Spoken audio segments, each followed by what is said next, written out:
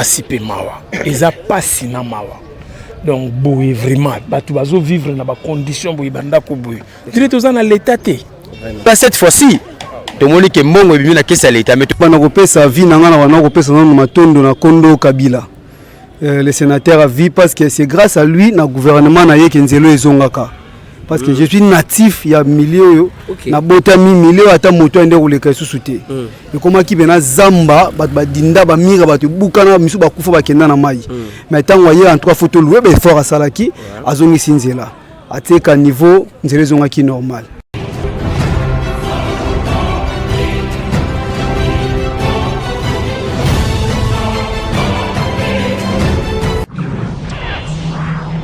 Il faut l'état de charge. Non, va salir zélo bandam balaboni. Baroya kaka batimoli moi de mabulu bakei. Baye na beni moko balongoli mo mabele mo bakei bateki bakei. Mais biso tozo kufawa. Lelo so imbule bandi. Sort na biso eza wapi.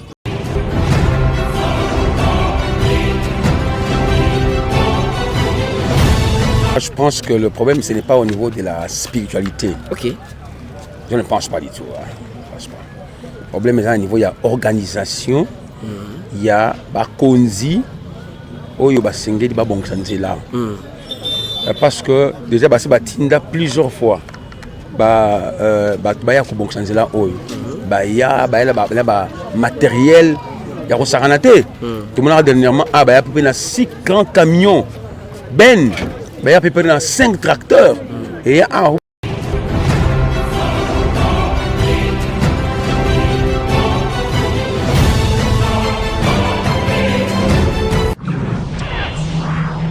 na biso na nzela oyo ezaka malamu.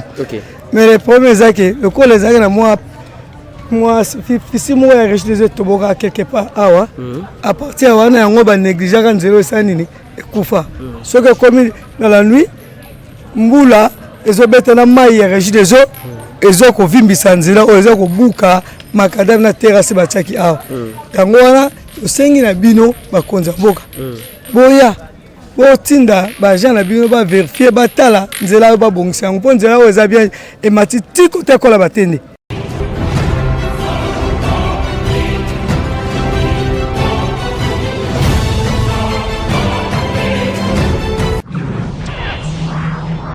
Biso baye na mituka etandami awa ezalaki siben na 4 carpila mo ezaki mibale oyo ya ba chaîne na mibale ba pine minene.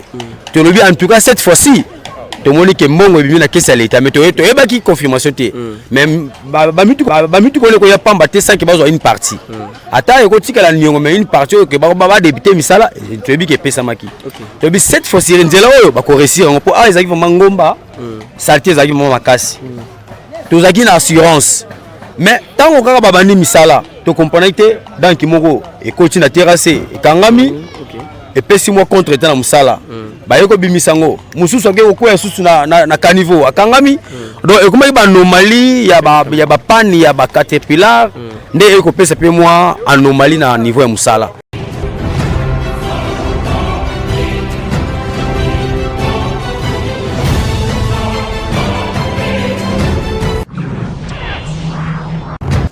Comment on est comment bekam sa biso makas akinzela mozo akibe bat bandako leka ba mituka mamno suzaki calme maintenant dans ce moment tu comprendre te ce comme na ba niveau au point nini à chaque fois ba ko bongisa ba si sarate ba kenda et donc empêcher ba tu éviter ce que za sorcellerie ce que za nini tu y barate sorcellerie.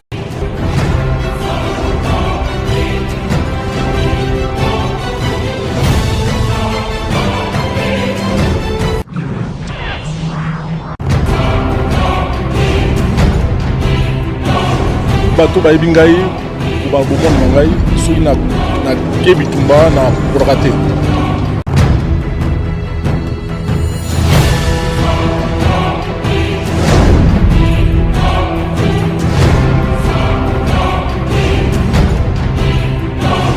bato ba ibingai ba bomon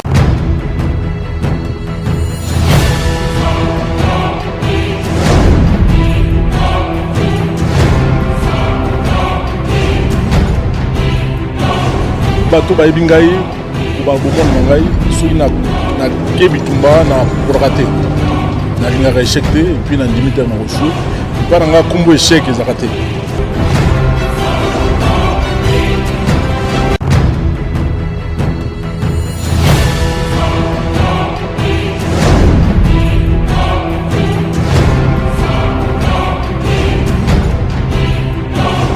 bato bayebi ngai babomona na ngai soki nake bitumba na prorate nalingaka échec te epuis nandimi te na kosu epa na nga kombo échec ezalaka te.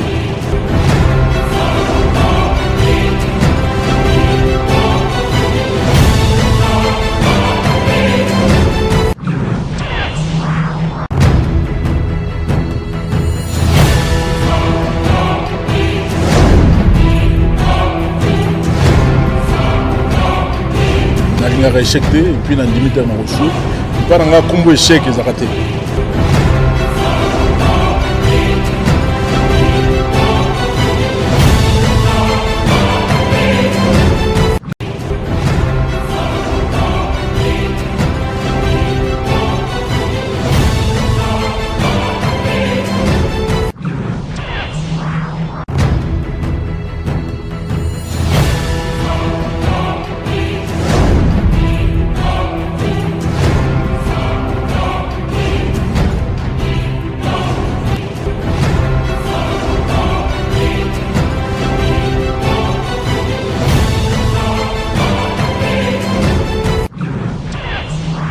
Il faut que pouvoir résoudre pas à peuple. Quand on a une émission, chers téléspectateurs, je vous demande de ne pas zapper, rester branchés pour à chaque fois que vous avez un élément et que vous avez. Voilà, chers téléspectateurs, big up. C'est bien votre humble, l'expression facile de la presse congolaise, Béni Loutete. On est là, comme vous le constatez derrière moi, tout ça, la route vitamine na commune Yamatete. Chers téléspectateurs, tu éviter qu'est-ce qui a fait pour la Nzela Oyo, Kino Lelo et Zalana et Tao Bozomo Nelango. Alors, avec Orly Makopo Oazana Sima Caméra, tu peux découvrir, tu peux solo et la population à suivre.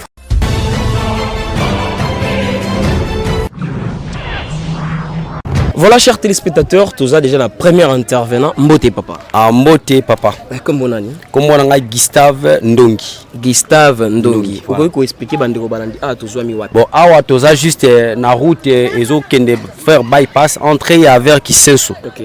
Tout ça na commune ya Matete, tout ça Ngufu Kinsa Kumongo en diagonale. Dans route oyo, tout ça na ngoza vers Kisenso. Mais tout ça na Matete. Donc il est relié Kisenso et puis na Matete. Voilà. Alors papa, qu'est-ce qu'il a fait jusqu'à nos jours pour déjà tout à la route à plusieurs reprises ni nango sala ka été route oyo et salamate. Est-ce que ezali mbongo eliama to ezali nini? Bon, en fait, ceux qui te commandent ba faillite na makambo tozo kutandeti na nzela. OK. Je crois eloko liboso na koloba route ezali lokola mwana. Ouais. Biso to loba tozo ka boti. Moboti o boti mwana na ye, il faut azwa soin ya mwana na ye pour que abebate. Alors, ce qui route lelo eza na état oyo, donc directement to kotala chef de l'état. Oye azala numéro 1. Et sika azali na pese mbote avec beaucoup d'honneur, avec beaucoup de respect que je lui dois, il est notre président. Ce qui est lui chef de l'état par rapport à responsabilité oyo azanango parce qu'azana bâton de commandement. Lorsque bazolo balikamwanzela, to komona ke soto moni chef de l'état, to moni gouverneur de la ville, to komona bourgmestre, to komona ba chef de riz, ba chef du quartier, donc baza un peu moi singa wana ezamo mulai. Or nzela oyo ndenge olobi ke zambala liboso te botuna ba mituna. Même ngamo ko pelekelanga. Comme est-ce que nzela oyo en tout cas ba konji batindaki ba ben, batindi ba caterpillar et yaki. To yaki tozali na 6 ben na 4 caterpillar. Ba bandi pe musala bien, ba banda osala ngo pendant la journée et puis pendant la nuit. Mais il arrive qu'à un certain moment donc tout le monde va disparaître. Bon, tu comprends qu'est-ce qui se passe. Et selon l'information que tu as nango, ezak que soit disant nzela oyo, obikande mukileza. Vous en a des sens, tu na bonzambe tu as pena bo Satan. OK. Alors bato ba ke no nzela o ndeza boye ezo senga batinda ba chinois, po ba chinois bango so ba ye ba remarquer limeza bakanga ke limona. Mais bazo tinda ba comprendre ti ba OVD wana, ba oya ba bandi musala, musala sukaka. Bon, azama compétence ya musala musala. Bon, sur le plan spirituel ya monde ya ténèbres to éviter. Parce que atolo bela boye ezako marcher ba moté. Moni ceux qui ba lobi ke muto na aza moyibi c'est que bamoni ba symptôme moka moyibi kati na ye OK donc mai ko ninga na pamba te 100 kilo wekoya alors taba olobela likambo nzela to moni ke non nzela oyo eza ba mabe moko eza relié na kati nzela respect to alaki to loba ke non ba konzi bango baza na ba autorité baza ba autorité ceux qui bakiti sur le terrain supposons gouverneur de la ville akiti sur le terrain apesi mot d'ordre na ye écoute za mamote ke o asimba kisa luka sa boloko la za mokonzo nzambe déjà apesi pouvoir wana so apesi mot d'ordre sur base nzela en tout cas musala esani et salema.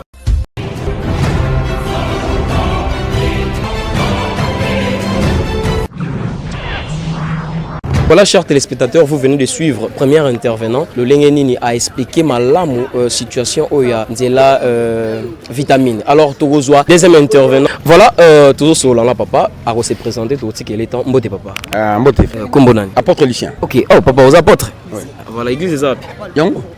Chant de victoire. Ah ok, chant de victoire. Église peut tomber bien, ça juste dans vitamine. Papa, nzela oyo et ça le bambou les belé. Ba kondu baya, batinda ba OVD qui t'a sur le terrain, mais rien ne marche. Qu'est-ce qui ne va pas? Na tout ni première intervenant il s'appelle lié à spiritualité. Alors que yo peut aux apôtres, aux en église et ça wana. Moi je pense que le problème ce n'est pas au niveau de la spiritualité. OK. Je ne pense pas. Le problème est au niveau il y a organisation, il y a ba konzi oyo ba sengeli ba bongisa nzela. Parce que déjà bah c'est batinda plusieurs fois ya ko bongisa nzela oyo ya matériel ya ko saranate tout le monde dernièrement ya peu na 6 grands camions ya peu na 5 tracteurs et il commence toujours mais il ne termine pas ya boyi pesi bato esengo ki musali bandi tout ça bani ko tuma mama belé bani tout ça sepeli et puis à un moment donné mona bakati musala tu vas répondre bakati musala ba rappel le monter ça aucune information et il va disparaître na bango. Donc moi je pense que le problème est à niveau il y a organisateur il y a musala ils doivent savoir qui ils envoient, quelles sont les possibilités qu'on donne à les gens qu'on envoie là, parce que d'abord tu vas ça musala boy. Est-ce que au départ d'abord il y a eu un service qui a fait une étude il y a terrain parce que comme dernièrement ici au moment où tabaye ba font la grand collecteur mo ezali kolwana alors côté ezali kolwana ke tina côté à parquet kona le temps ba font côté mo ke musada qui est énorme bien té mo ke musada qui est énorme par rapport à oyo on va kanisa king. La première chose comment d'abord par une étude, il faut d'abord que vous envoyez une étude sur le terrain et de vérifier qu'est-ce qui doit effectivement être fait et après on met le moyen. Est-ce que c'est un moyen conséquent pour passer à musala et tina suka moyen quoi carburant parce que botina ba engin le quoi ba tracteur le quoi il faut passer le carburant et sengeli mais on avait comme l'impression il faut passer que qui n'a suffisamment de moyens voyez-vous. Donc il faut premièrement qu'il y ait une étude, il faut une planification. Deuxièmement il faut qu'on mette les moyens adéquats et puis troisièmement ils envoient qui? On a comme l'impression que c'est une histoire au moins cop quoi toi ça musala moko boye quelque part yo bimaka ke aux entreprises na yo tout ça tout les montre ka bolambo. Non, on doit quand même envoyer des personnes dans la société moko yebani pour passer moyens conséquents pour y avoir ça musala et d'accord ba des personnes non ça. J'ai ici devant moi le troisième intervenant à quoi intervenir à ce qui concerne bien sûr espace Oyo Awana route vitamine. Mbote papa. Mbote. Kombonani. Kombolangay Cordon Jarnak Ndomba. Cordon ONG le bien-être. OK, ONG le bien-être. Le bien-être oui, le bien-être. Papa votre avis par rapport à Yanzela Automoni en tout cas et sali bambula est belé ba FC biso ke bande kwa OVD baya awa me bazonga et zadi quoi. Bon, ngai avana bana kopesa vie na ngana wana kopesa na matondo na Kondo Kabila. Le sénateur a vu parce que c'est grâce à lui na gouvernement na yeke nzelo ezongaka parce que je suis natif ya milieu yo na botami milieu ata moto ende koleka susute. Et comment ki bena zamba ba dinda ba mira ba bukana misu ba kufa ba kenda na mai. Mais tant voyez en trois photos loué be fort à salaki azongi sinzela ateka niveau nzela ezongaki normal et après kaka irresponsabilité na biso moko ba congolais peuple o to bénéficiaire nzela oyo to ni ko boka matiti na ka niveau manque pe implication ya gouvernorat c'est-à-dire bourgmestre commune à Matete ba chef de riz ba chef de quartier manque de irresponsabilité na bango le sali nzela oyo et comment impraticable ndé komi boy alors que ça crée une insécurité moko terrible toi qui non pour ma métalli santé parce que ça c'est déjà des microbes. Malaria, typhoïde, infection, machin. Il y a des femmes, il y a des enfants, tous ces sont exposés à maladies salitueuses même la biso, mais ça crée aussi de l'insécurité. Les enfants Koulouna de deux quartiers, c'est bagarre na matiti au monde. Donc voilà, c'est vraiment compliqué. Voilà, bien qu'Enzela ne salamité au lobby et faut ezali à gouvernorat, bien sûr, mais binomo comme étant population peuple, vous sali déjà nini pour déjà tout le monde bafoulou matiti et boti, est-ce que vous ça rappelle salon? Bon, moi je parle en tant que cordon d'une ONG, en tant qu'acteur à développement communautaire. J'ai initié des projets d'ailleurs, tout à l'heure je dois dans un bourgmestre sa commune à Matete pour que tu sensibiliser les jeunes. Tu sensibiliser les jeunes, c'est soit conscience. Il y a que ça là salon bon. Les jeunes ba ko ça la salon, tu sensibiliser bango misi matite na niveau. Tu ça on pembe na ceux qui moya ko matite bo ko boka yango te, ko za nini. Le problème avec côté ezaka te que les jeunes ba ça la salon. Ezaka te que ba la sensibiliser. Là ça fait partie de la solution. Mais le plus grand solution yanzela o ezali ko banda les cas parquet. Ya banda kinzazi kuna banunu viaza ba terasa minene nezali. Ba terasa wana ye ekoti na avenir bozo mona oyo. Avenir oyo. Donc oyo moni ba terasa mike bandi bana kisesu eye boye. Donc mai eya ke koti na caniveau minene oyo. Ne me miango parquet ketima yanji. So ba déboucher awa et que avenir oyo na caniveau munene principal. Pour déboucher en côté bo sali musala punda. Tu comprends? Moi je peux mobiliser mes jeunes ba ya ONG Matete. Il vient ba déboucher. Mais solution ça c'est là oyo papa. C'est cet avenir les a problème. Parce qu'ils ont un caniveau et munene.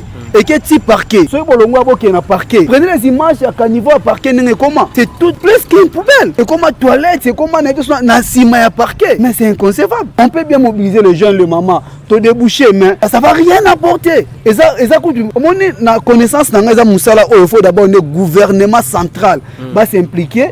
Y compris hôtel de ville, et puis quitter un niveau bourgmestre. Même le bourgmestre, il n'a pas de moyens au Samoussalaou. Il n'a pas de moyens. Il faut bien nos presse. Interpeller le chef de l'État, interpeller le ministre au bazar na responsabilité à Makambo, interpeller le Parlement.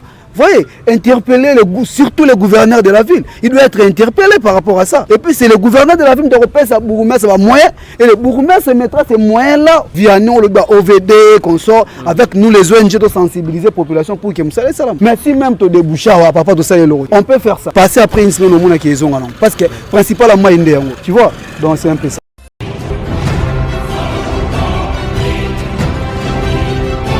Avec papa ici. Bonjour papa. Bonjour. Papa comment nani? Voilà papa, tu choisir bino parce que vous allez doyen dans secteur. Alors tu ngatu ba vie na bino par rapport à Nzela ou.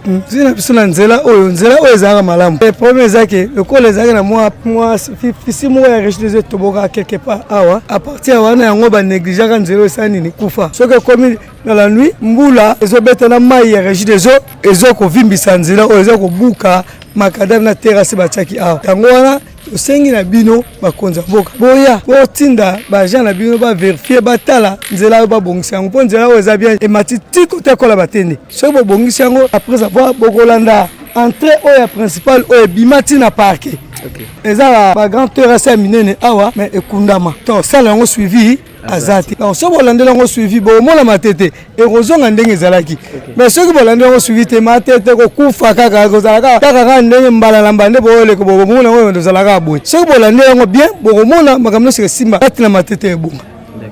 Voilà, mbote papa. Mbote papa. Comment nani? Comment on a plan midi? Plan midi, tout le monde a un secteur. Est-ce que vous pouvez savoir impression na yo, avis na yo par rapport à Nzela oyo? Avis na par rapport à Nzela oyo, au moins on est comment bekam ça biso brakas. Lakini Nzela moi zaki be batbanda ko leka, bamituka mamno zaki calme. Maintenant dans ce moment tu comprendre te, ce comme na ba niveau au point nini. À chaque fois ba ko bongisa, ba si ça raté, ba kenda. Et donc on empêche ba ko tu éviter. Ce que ça sorcellerie. Ce que ça nini, tu es baraté. Sorcellerie. Ouais, peut-être par rapport à sorcellerie parce que dernièrement balinga d'aba bongisa ngo, et comment déjà ko bonga. Et après que batona ko abandonner musala, na une semaine à pamba, il moni que ezo ngasunde des abwe. C'est-à-dire comment il a un niveau que na point oyo ko bonga ba mitu kezo ngo leka, bazo ngo leka ndenge zaka ka do circulation penezonga. Tu comprendre te, bato ba non sala ba bailo ba isa bango tu éviter nini te.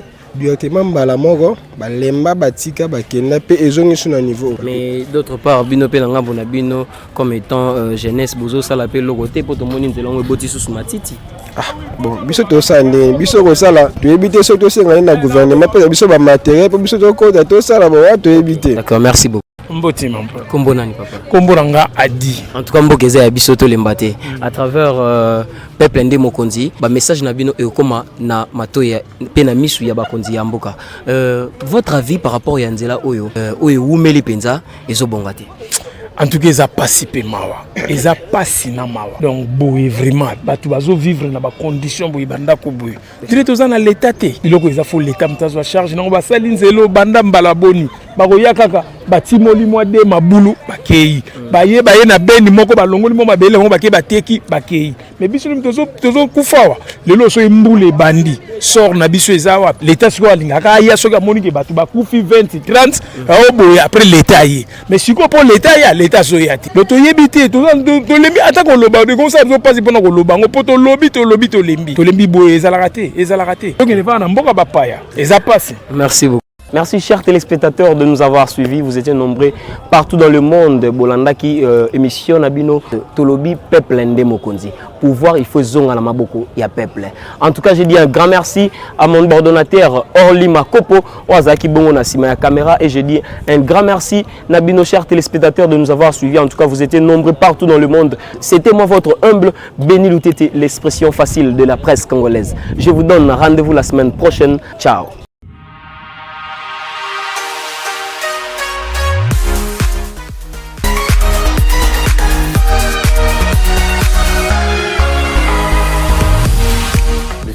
Au rendez-vous, agence Yassure, agence Yangouya, agence Yabastar.